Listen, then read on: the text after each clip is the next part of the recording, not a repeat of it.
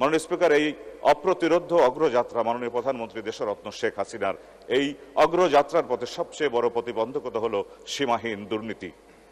মাননীয় স্পিকার, অধঃপতনেরও একটা স্তর আছে। গত সপ্তাহে পত্রিকায় দেখলাম যে একজন বিসিএস তথ্য ক্যাডারের কর্মকর্তা তিনি পদত্যাগ করে তিনি যোগ দিয়েছেন ৪১তম বিসিএস এর নন ক্যাডার সাব রেজিস্ট্রার পদে।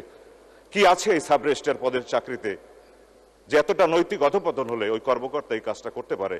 ক্যাডার ছেড়ে নন ক্যাডার এসে তিনি যোগ দিয়েছেন। এই একটা ঘটনা প্রমাণ করে মাননীয় স্পিকার, এই দেশের একটা শিক্ষিত জনগোষ্ঠী কতখানি নৈতিক অধঃপতনে আমরা চলে গিয়েছি। মাননীয় স্পিকার, গত কয়েকদিন আগে ত্রাণ এবং দুর্যোগ মন্ত্রণালয় থেকে আমি একটা বিশেষ বরাদ্দ পেয়েছি ৫০ লাখ টাকার।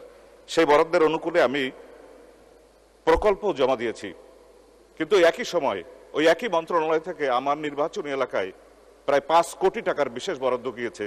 কে বা কারা এগুলো চেয়েছে বা কিভাবে দিয়েছে এগুলো কিছুই জানি না। নির্বাচিত সংসদ সদস্য হিসেবে আমি মনে করি আমি সাধারণ মানুষের কাছে প্রশ্নবিদ্ধ হচ্ছি। আমি জানি না মাননীয় মন্ত্রী মহোদয় জানেন কিনা, আমি তাও জানি না।